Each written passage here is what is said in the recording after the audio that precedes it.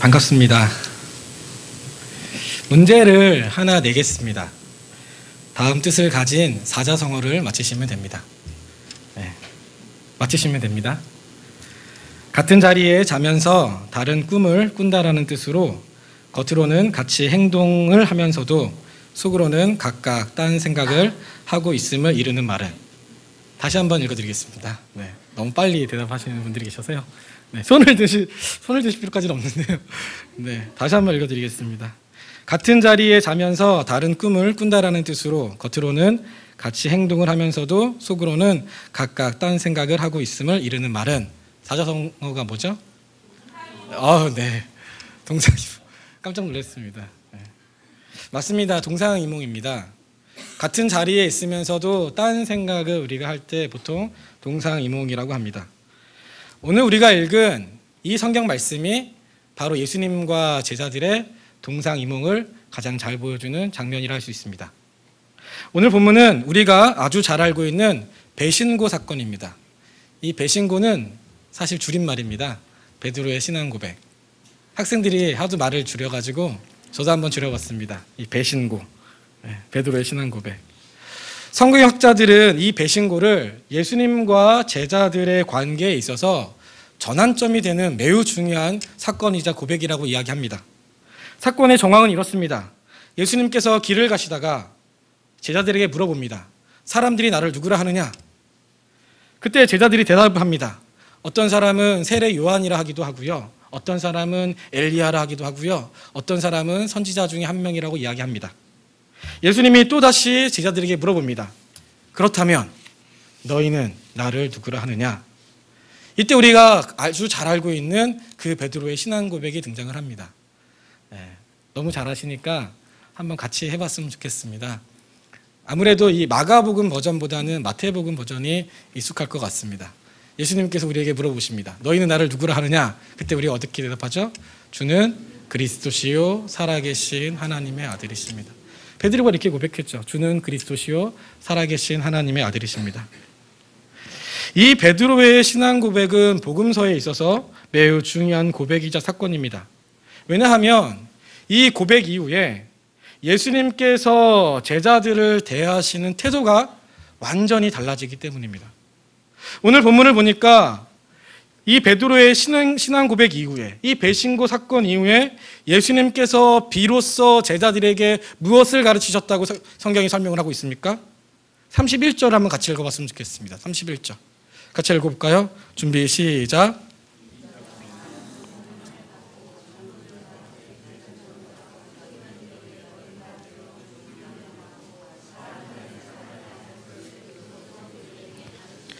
지금 예수님께서 비로소 무엇을 가르치셨다고요? 예수님 자신의 고난과 죽음과 부활에 대해서.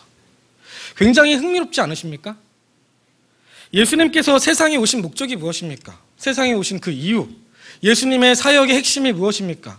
바로 예수님의 고난과 죽음과 부활인데, 지금까지 예수님과 제자들이 상당히 많은 시간을 함께 다녔음에도 불구하고 지금까지 예수님은 자신의 그 본질적 사역을 제자들에게 말씀하지 않으셨습니다. 이런 방법 없으시다가 갑자기 베드로의 신앙 고백을 듣고 비로소 예수님께서 세상에 오신 그 목적, 그 본질을 설명하셨다고 지금 성경이 이야기하고 있습니다. 그렇다면 도대체 베드로의 신앙 고백이 무엇이길래 예수님의 태도를 바꿨을까요? 우리는 쉽게 베드로가 예수님을 그리스도라고 고백했기 때문에 예수님께서 태도를 바꾸었다 이렇게 생각을 합니다. 실제 베드로의 고백이 그것이 아니었습니까? 29절에 보면 또 물으시되 너희는 나를 누구라 하느냐? 베드로가 대답하여 이르되 주는 그리스도시니이다 하매. 지금 베드로가 예수님을 그리스도라고 이야기하고 있는 거죠. 그런데 이 고백은 그런 단순한 고백이 아니었습니다. 사실 베드로는 이 배신고 사건 이전에, 이 고백하기 이전에 이미 예수님께서 그리스도다, 메시아다라는 그 사실을 들어서 알고 있었습니다. 요한복음 1장 40절에서 42절 우리 한번 같이 찾아볼까요? 요한복음 1장 40절에서 42절. 요한복음 1장 40절에서 42절. 요한복음 1장 40절에서 42절 같이 읽어봤으면 좋겠습니다. 준비 시작.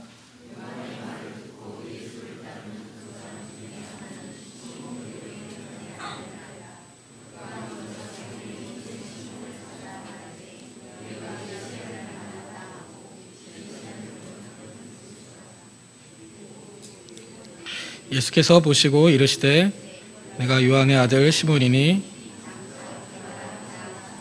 게바는 번역하면 베드로라. 지금 방금 읽은 요한복음에 의하면 베드로는 그의 형제 안드레를 통해서 이미 예수님이 메시아 그리스도라는 사실을 들어 알고 있었다라는 거죠. 이미 알고 있는 거죠. 그렇다면 도대체 베드로의 신앙 고백, 그 배신고의 사건이 그의 신앙 고백이 무슨 의미가 있길래 예수님의 태도를 바꾸었던 것일까요? 그 답을 찾기 위해서는 우리가 오늘 읽었던 그 본문을 읽으면서도 쉽게 지나쳤던 하나의 단어에 관심을 기울이고 집중을 해야 합니다. 그것은 바로 예수님과 제자가 대화를 나눈 장소였습니다. 오늘 성경은 예수님과 제자들이 대화를 나눈 장소가 어디라고 기록하고 있습니까? 27절에 보면 빌립보 가이사라. 빌립보 가이사라. 개역 한글판 예전 그 성경에는 가이사라 빌립보라고 했던 곳이죠. 성경 옛날 성경을 많이 보시는 분은 아마 가이사라 빌립보가 더 익숙할 수도 있습니다. 가이사라 빌립보 혹은 빌립보 가이사라. 이게 같은 지명인 거죠. 우리가 베드로의 신앙 고백의 의미를 제대로 파악하기 위해서는 이 빌립보 가이사라가 어떤 곳인지를 알 필요가 있습니다. 예수님께서 이 땅에 오셨을 때, 성육신 하셨을 때 그 당시 시대적 배경이 되는 나라가 어느 나라였습니까? 예수님이 어느 나라가 이렇게 세상을 통치하고 지배했던 그 시대에 오셨죠? 그 로마였죠, 로마 제국. 예수님은 로마 제국 그 시대에 오셨죠. 로마 제국은 당시 세상을 통치하는 강력한 나라였습니다. 거의 절대적 나라였죠. 그때 로마 황제를 사람들은 가이사라고 불렀습니다. 가이사. 영화나 역사책에서 많이 보셨죠. 가이사 혹은 카이사르 이렇게 불렀습니다. 그러니까 당시 사람들은 로마 황제를 가이사라 부르고 그를 세상에 이 절대적인 그런 통치자, 왕, 세상을 지배하는 중심은 바로 로마 황제 가이사라라고 생각을 했었습니다. 그만큼 로마의 힘은 강력했던 거죠. 로마는 수많은 식민지를 가지고 있었는데 그 식민지 중 하나가 유대였습니다. 유대 땅. 유대 땅은 로마의 식민지였는데 로마와 유대 땅은 거리가 멀었습니다. 그래서 로마가 유대 땅을 어떻게 통치했냐면 분봉왕이라는 그 사람들을 세워서 유대 땅을 다스렸습니다. 그 로마의 통치 지배를 받으면서 분봉왕이 다스릴 수 있도록. 여기서 분봉왕은 왕이라 하니까 한 나라의 국왕 이렇게 생각하시는데 그게 아니라 한 지역을 다스리는 한 영주 정도라고 생각하시면 됩니다. 그러니까 유대 땅에는 몇 명의 분봉왕들이 있었고 그들이 유대 땅을 통치하는데 그 분봉왕 중에 한 명이 누구였느냐? 바로 헤롯 빌립이었습니다. 누가복음 3장 1절에 보면 이렇게 기록되어 있습니다. 디베로 황제가 통치한 지 15해 곧 본디오 빌라도가 유대 총독으로 헤롯이 갈릴리의 분봉왕으로 그 동생 빌립이 이두레와 드라고니 지방의 분봉왕으로 루사니아가 아빌레네의 분봉왕으로 이 분봉왕이 등장하죠. 이 분봉왕 중에 빌립이라는 사람이 있는데 이 사람이 바로 헤롯 빌립입니다. 이 헤롯 빌립, 이 빌립이 로마 황제에게 잘 보이기 위해서 자신의 충성심을 보여주기 위해서 자기가 통치하는 땅 중에 한 땅을 그 황제에게 바칩니다. 바치는데 그냥 바치는 것이 아니라 로마의 황제의 이름을 붙이는 거죠. 그 땅에. 그래서 빌립이 로마 황제 가이사에게 바쳤다고 해서 그 땅을 사람들이 뭐라고 불렀을까요? 빌립보 가이사라. 빌립이 가이사에게 바쳤다고 해서 그 땅을 빌립보 가이사라고 부른 겁니다. 옛날 말로는 가이사라 빌립보인 거죠. 그래서 이 빌립보 가이사에는 수많은 신전들과 수많은 우상들이 있는데 이 로마 자체가 우상을 많이 섬기는 나라였는데 그 중에서도 이 빌립보 가이사라는 많은 신전과 우상들 중에 로마 황제의 우상이 으뜸이었다고 합니다. 저도 신대원 졸업할 때 이 졸업여행으로 이 성지순례, 이스라엘을 갔었는데 성지순례를 가면 꼭 들려야 하는 곳이 빌립보 가이사라입니다. 여기 가면 지금은 당시 많은 우상들이나 신전들은 찾아볼 수 없는데 그 당시의 규모를 가늠케 하는 그 흔적들을 볼 수 있습니다. 그 거대한 흔적들. 그러니까 당시 사람들은 이 빌립보 가이사야를 가면 그 많은 그 우상들과 신전, 특별히 그 로마 황제 우상을 보면서 정말 압도를 당할 수밖에 없다라는 거죠. 그래서 로마 황제가 말로만이 아니라 진짜 세상의 통치자구나. 로마 황제가 세상을 다스리고 온 우주의 주인이구나. 그가 만왕의 왕이구나 라고 인정을 할 수밖에 없었다라는 것입니다. 그런데 재밌는 것은 바로 그곳에서, 그 빌립보 가이사야에서 지금 예수님께서 너희는 나를 누구냐? 세상 사람들은 나를 누구냐라고 지금 질문을 하고 있는 거죠. 세상의 주인이 로마 황제다, 혹은 지금 눈에 보이는 그 신들이다 라고 이야기할 수 없는 바로 그 빌립보 가이사라 장소에서 예수님께서 사람들은 나를 누구라 하느냐? 너희는 나를 누구라 하느냐? 라고 물었던 거죠. 그러나 예수님의 질문은 단순히 예수님의 신분을 묻는 그런 수준의 질문이 아니었습니다. 예수님의 질문의 의도는 로마 황제가 혹은 눈에 보이는 그 많은 우상들이 세상의 통치자다, 주인이다, 왕이다라고 이야기하는 그런 세상 속에서, 그런 땅에서 너희도 정말 그렇게 생각하느냐? 너희도 세상의 왕이 그 로마 황제라고 생각하느냐? 라고 절대 주권에 대한 질문이었던 거죠. 이 의도를 간파했던 베드로가 뭐라고 고백하는 것입니까? 주님, 세상 사람들이 모두가 다 로마 황제가 진정한 왕이다, 중심이다 이야기한다 할지라도 저는 그렇게 생각하지 않습니다. 저는 온 우주의 통치자는 바로 내 눈앞에 계시는 당신 예수 그리스도 주님뿐입니다. 주님이야말로 그리스도이시고 주님이야말로 살아계신 하나님의 아들이십니다 라는 그 믿음의 주권에 대한 고백이었던 것이죠.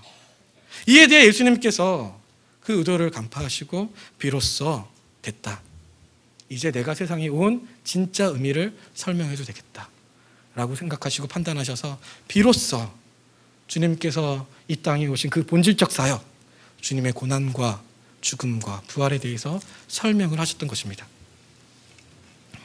그런데 흥미로운 것은 그 다음부터입니다. 예수님께서 자신의 본질적 사역을 비로소 제자들에게 말씀하셨습니다. 예수님께서 오신 이유를 이제 제자들이 진짜 참으로 알았던 거죠. 그런데 그 이야기를 들은 제자들의 반응이 어딘가 이상합니다. 예수님께서 세상에 오신 진짜 목적을 알았음에도 불구하고 제자들이 보인 그 반응은 어딘가 우리로 하여금 불편함을 주는 거죠. 왜 그렇습니까? 우리 말씀을 한번 읽어봤으면 좋겠습니다. 마가복음 8장 31절에서 32절. 마가복음 8장 31절에서 32절. 같이 읽어보겠습니다. 준비 시작.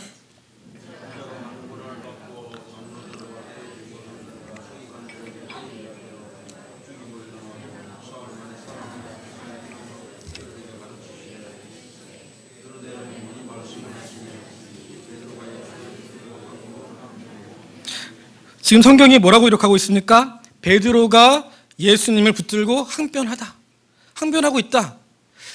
예수님의 진짜 그 사역의 이야기를 들었음에도 불구하고 베드로가 지금 보인 반응은 예수님을 붙들고 항변하고 있는 거죠. 여기서 항변한다라는 것은 단순히 항의한다 그런 수준이 아닙니다. 33절에 보면 예수께서 돌이켜 제자들을 보시며 베드로를 꾸짖어 이르되 사탄아 내 뒤로 물러가라, 내가 하나님의 일을 생각하지 않고 도리어 사람의 일을 생각하는도다 하시고, 이 예수님께서 베드로를 꾸짖다, 이 꾸짖다라는 단어가 그 32절에 항변하다라는 단어와 같은 뜻입니다. 같은 단어예요, 히브리어를 보면. 그러니까 베드로는 단순히 예수님께 항의하는 수준이 아니라 마치 어른이 아이를 혼내는 것처럼 꾸짖은 거죠. 화를 낸 거죠, 불같이. 이러시면 안 됩니다. 예수님 굉장히 열이 받아가지고 꾸짖듯이 예수님께 지금 막 뭐라고 하고 있는 거죠. 예수님의 말씀을 지금 베드로는 받아들일 수가 없다고 이야기하고 있는 것입니다. 베드로가 그토록 화가 난 이유가 무엇입니까? 바로 예수님을 그동안 열심히 따라다녔는데 예수님을 다른 시각으로 이해하고 바라봤던 거죠. 베드로는 예수님을 정치적인 왕, 군사적인 메시아, 그런 통치자로 이해했습니다. 당시 이스라엘 백성은 로마의 속국이었죠. 말씀드린 대로. 그동안 역사적으로 보면 이스라엘 백성은 이방 민족들한테 상당히 많이 얻어서였습니다. 핍박도 많이 받고 고난도 많이 받고 포로로 끌려가기도 하고 고통을 많이 받았죠. 그래서 이스라엘 백성은 언젠간 하나님께서 메시아 그리스도를 이 땅에 보내주셔서 자신들을 이방 민족으로부터 구원하여 주시고 하나님의 나라, 여기서 하나님의 나라는 그 다윗의 왕조입니다. 그 찬란했던 다윗의 왕조를 회복시켜 주실 거라는 기대감을 갖고 있었습니다. 베드로 역시 여기서 하나님의 나라는 우리가 알고 있는 그 예수님께서 말씀하시는 그 하나님의 나라가 아니라 군사적이고 정치적이고 경제적인 크고 강력한 그런 나라. 베드로 역시 예수님을 그렇게 이해하고 있었습니다.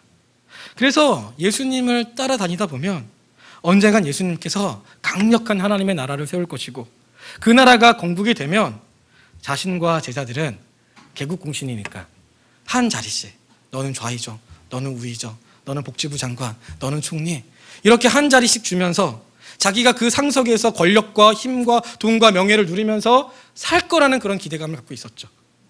그런데 이게 무슨 일입니까? 예수님께서 갑자기 엉뚱한 말씀을 하시는 거죠.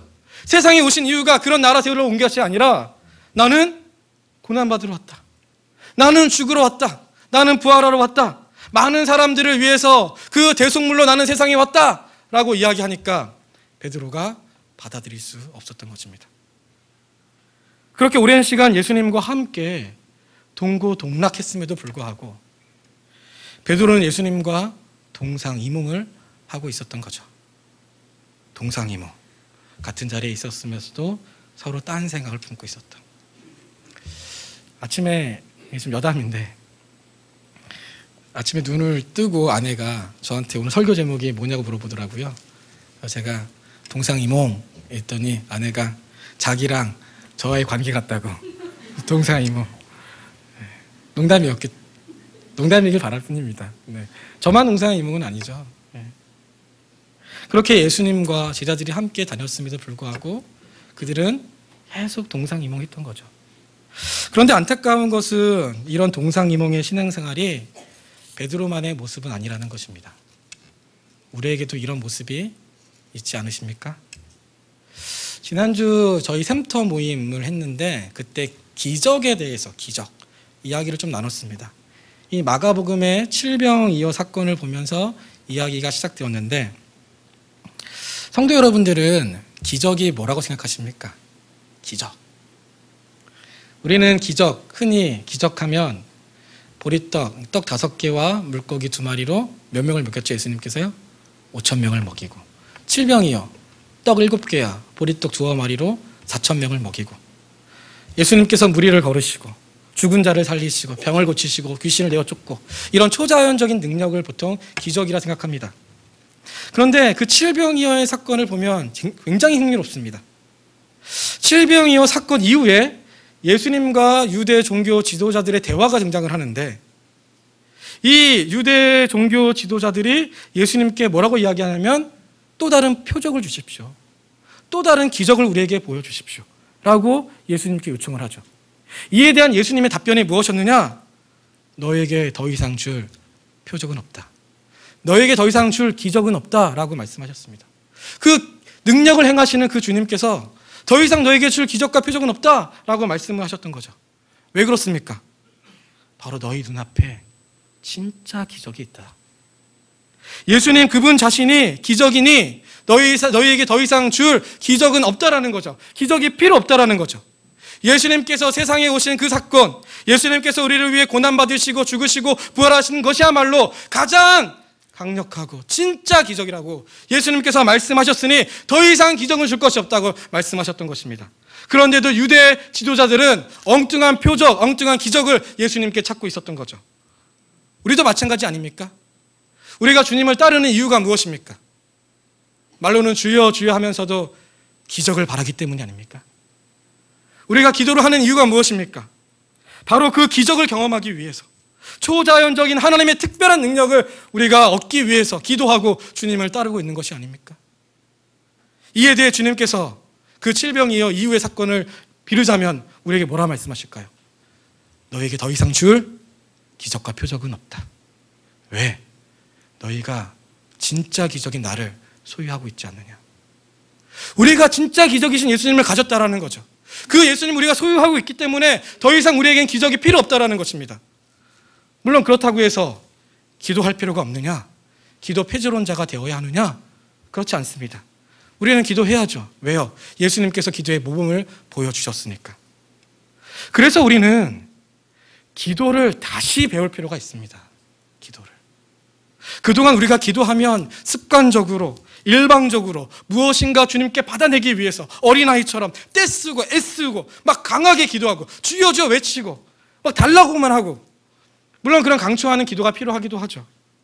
그러나 우리는 성경적 원리를 따라 예수님께서 우리에게 가르쳐 주신 그 기도의 방식을 따라 기도를 회복해야죠.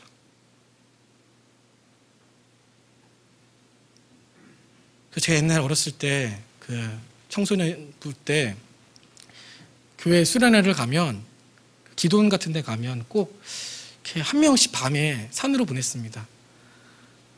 그런 경험 있으시죠? 그래서 나무 밑에 이렇게 앉혀가지고 그 나무 뿌리 뽑고 오라고 기도하면서 주야 하면서 막 그런 훈련을 막 어렸을 때 많이 시켰죠. 너무 무서웠던 거죠. 무서우니까 주여 외치고 막 나무 뿌리 뽑아야 되고 못 뽑으면 못 내오게 만들고 막 그렇게 진짜 배워왔습니다. 꼭 그래야지 하나님께서 들어주는 걸로 강청하는 기도. 사랑하는 성도 여러분, 주님께서는 우리가 주님을 정말 바르게 따라가기를 원하십니다.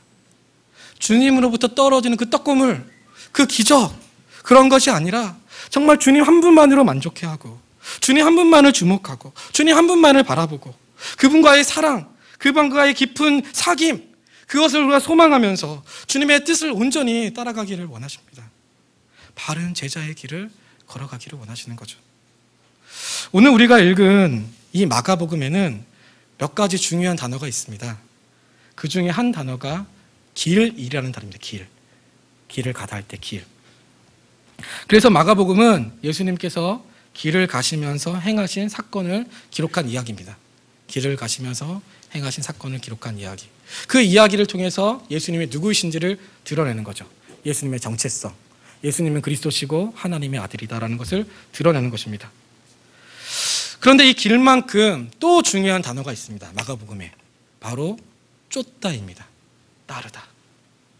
그러니까 마가복음은 길과 쫓다, 따르다, 쫓다라는 단어를 의도적으로 자주 사용합니다. 왜냐하면 예수님을 따르는 제자가 누구인지를 설명하기 위해서. 예수님의 제자가 누구라는 것입니까? 바로 예수님의 제자는 예수님께서 가신 그 길을 쫓아가는 사람이 예수님의 제자다. 우리가 오늘 찬양했던 것처럼 주님께서 홀로 가신 그 길을, 주님께서 먼저 앞서 보여주신 그 길을 따라가는 사람들이 바로 제자라는 거죠. 자신의 길, 나의 길을 걸어가는 것이 아닙니다. 내가 가고 싶은 길을 걸어가는 것이 아닙니다. 내가 만든 신앙, 내가 만든 신념, 내가 만든 철학, 그것을 쫓아 예수님을 따라가는 것이 주님의 제자가 아니라는 거죠. 주님이 보여주신 그 길을 쫓아가는 사람, 그 사람이 진짜 제자라고 마가복음은 우리에게 이야기하고 있는 것입니다. 그럼 주님께서 어떤 길을 걸어가셨습니까? 오늘 본문 마가복음 8장 34절에 보면 무리와 제자들을 불러 이르시되 누구든지 나를 따라오려거든 자기를 부인하고 자기 십자가를 지고 나를 따를 것이니라. 자기를 부인하고 자기 십자가를 지고 주님을 따르라는 거죠. 우리가 생각하는 그 제자의 길과 예수님께서 말씀하시는 그 제자의 길이 다르지 않습니까?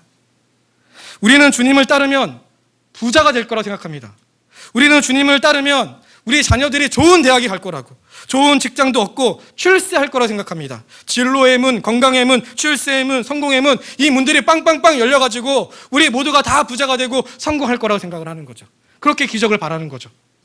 그런데 주님께서는 정반대의 말씀을 하시는 것입니다. 자기를 부인하고 자기 십자가를 지고 나를 따르라. 어떤 학자는 자기 부인을 자기의 의지와 뜻을 부정하고 자신의 욕구와 육체의 유혹을 허락하지 않고 가감히 물리치는 적극적인 행동이라고 말을 했습니다. 어떤 학자는 자기 십자가를 지고를 왕 대신 주님을 위해 자신의 탐욕을 꺾어버리는 것이라고 말을 했습니다. 이 구절의 의미가 무엇인지는 조금 더 살펴볼 필요가 있는데 이 구절들이 우리에게 하고자 하는 메시지는 분명합니다. 그것이 무엇이냐? 바로 주님의 제자들은 자신이 만든 그 길이 아니라 자기가 따르고 싶은 대로 주님을 따르는 것이 아니라 주님께서 원하시는 그 길, 주님께서 가신 그 길을 따라가는 사람들이 바로 주님의 제자다라는 것을 이야기한다라는 거죠. 우리가 생각하고 우리가 경험하고 우리가 만들어낸 그 길이 아니라 바로 주님께서 걸어가신 그 길, 주님께서 보여주신 그 길을 쫓아가는 사람이 바로 제자라는 것입니다. 이것이 주님께서 기뻐하시는 제자의 길이라는 거죠. 물론 저는 예수님의 길을 따라가는 것이 쉽지 않다라는 것을 알고 있습니다. 저도 마찬가지고요. 그래서 우리는 끊임없이 예수님이 누구인지, 하나님이 누구인지를 기억해야 합니다. 예배가 뭐라고 생각하십니까? 예배. 오늘 예배 드리러 오셨죠. 일주일에 한 번 주일이 되었으니 그냥 오신 건가요? 습관적으로? 예배가 무엇이죠? 바로 예배는 하나님을 기억하는 시간입니다. 그 하나님을 기억하고 그분의 빛을 통해서 나를 들여다보는 것이 예배죠. 종교개혁자 칼빈이라는 사람이 있습니다. 이 칼빈이 기독교 강의를 썼는데 그 서론에 우리에게 있어서 정말 중요한 지식이 있다. 그 지식 두 가지가 있는데 그 지식 첫 번째가 뭐냐? 바로 하나님을 아는 지식. 그리고 또 하나의 중요한 지식은 그 하나님으로부터 우리를 아는 지식. 바로 예배는 하나님이 누군지를 아는 그 지식, 하나님을 다시 기억하고 그 하나님을 기억함으로 나를 다시 살펴보는 것이 바로 예배입니다. 그 하나님이 누구십니까? 바로 온 땅의 통치자라는 거죠. 온 우주의 왕이시라는 거죠. 전지전능하신 분으로, 만왕의 왕으로 바로 메시아이시고 그리스도가 바로 하나님이라는 것, 우리가 쫓고 따르는 그분이 바로 그런 분이라는 것, 이 예배를 통해서 우리가 다시 한번 기억하고 우리 마음에 새겨야 한다는 것입니다. 예전에 어느 세미나를 갔었는데 거기 강사분의 그 이야기가 제 마음에 깊이 박혔고 평생 잊을 수 없는 이야기가 된 것이 하나 있습니다. 그분이 말씀하시기를 모든 그리스도인들은 살면서 수많은 선택을 한다고 합니다. 사실 그리스도인들만이 아니죠. 모든 사람이 그렇죠. 오늘도 많은 선택을 하셨을 거고 지난 한 주간도 가정에서든 직장에서든 사람과의 관계에서든 정말 많은 선택과 많은 선택의 길목에 있으셨을 것입니다. 그래서 어떤 학자는 인생이란 영어로 알파벳 B와 D 사이의 C다 이렇게 말한 사람도 있지 않습니까? 이 B가 뭐죠? 벌스, D, 데스, 그 사이의 C, 초이스. 그러니까 인생이란 선택이래요. 탄생과 죽음 사이의 선택이다. 그러니까 수많은 선택을 우리는 한다는 거죠. 그분이 말씀하시기를 수많은 그리스도인들이 많은 선택을 하면서 살게 되는데 특별히 하나님의 가치관과 이 세상의 가치관, 나의 욕심, 나의 욕망, 성경적인 원리, 여기서 충돌하는 그 지점에서, 상충하는 그 지점에서 우리가 매우 중요하게 던져야 할 질문이 한 가지 있다. 그것이 무엇이냐? 그 지점에서 바로 하나님은 살아계신가? 하나님은 살아계신가? 우리가 우리의 가치관대로 살고자 하는 그 욕망과 주님께서 보여주신 그 길, 성경에 말하는 그 원리가 만나는 그 지점, 그 선택의 길목, 그 갈등의 그 길목에서 던져야 될 매우 중요한 질문이 한 가지 있는데 그것은 뭐냐? 하나님께서 살아계신가? 우리가 하나님께서 살아있다라고 고백을 한다면, 정말 그분의 살아계심을 인정한다면 우리는 지금보다도 훨씬 더 그리스도인다운 선택을 하며 살아갈 수 있을 것이다. 정말 제 마음에 깊이 와닿더라고요. 사랑하는 성도 여러분, 맞지 않습니까? 하나님은 살아계시지 않습니까? 그분은 온 땅의 주인이시고 만왕의 왕이시고 통치자 아니십니까? 그 사실을 인정하고 믿기에 우리가 이 시간 여기에 앉아서 하나님은 그분을 예배하고 있는 것이 아닙니까? 그러니 우리는 더욱더 믿음의 사람답게 바른 선택을 하며 살아가야 합니다. 어떤 상황 속에서도 주님을 인정하며 주님께서 보여주신 그 길을 쫓아 제자의 길을 걸어가야 하는 것입니다. 이것이 오늘 본문이 우리에게 들려주는 메시지인 것입니다. 사랑하는 성도 여러분, 말씀을 맺도록 하겠습니다. 베드로의 신앙 고백은 단순한 고백이 아니었습니다. 온 땅의 통치자, 내가 섬길 왕, 이 땅의 진정한 중심, 그 주인, 그 누구인지를 고백하는 믿음의 결단에 있는 고백이었습니다. 이 고백은 단순히 베드로만의 고백이 아닙니다. 바로 저와 여러분들의 고백이기도 합니다. 그렇기 때문에 우리는 내가 만들고 내가 원하고 내가 경험하고 내가 알고 있고 그동안 내가 그렇게 했던 그 신앙의 길이 아니라 주님께서 보여주신, 주님께서 원하신, 앞서 행하셨던 그 길을 우리가 함께 쫓아가고 따라가기를 원합니다. 따라갈 때 또 많은 갈등이 있겠죠. 주님께서 보여주신 그 길은 세상의 길과 다르니까 그 갈등과 충돌의 영역 속에서 질문을 던지는 거죠. 하나님 살아계십니까? 뭐라고 하실까요? 나 살아있다. 나 살아있다. 그것을 인정하고 정말 주님께서 기뻐하시는 그 길을 걸어가는 저와 여러분이 되기를 진심으로 소망합니다. 같이 기도하시겠습니다. 하나님, 우리가 수십 번 되뇌었습니다.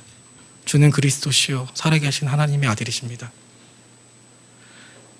그런데 입술로는 그렇게 고백했지만 정말 주님께서 우리와 함께하지 않는 것처럼, 정말 주님과 상관없는 사람처럼 우리가 살아가고 있었던 것은 아닌지, 주님을 쫓아간다고 하지만 나의 길을 걸어가고 있었던 것은 아닌지 말씀을 통해 우리를 들여다보게 하여 주시고 회개하며 나아갈 수 있도록 하나님 인도하여 주시옵소서. 정말 참된 그 길, 주님께서 걸어가신 그 길, 주님께서 보여주신 그 하나님 그 걸음을 우리도 정말 따르며 쫓아갈 수 있도록 하나님 그 길을 걸어가는 것이 참으로 쉽지 않다는 것을 알기에 주의 성령께서 날마다 우리를 붙잡아 주시고 충만하도록 은혜와 자비를 베풀어 주시옵소서. 감사드리며 이 모든 말씀 예수님의 이름으로 기도합니다. 아멘.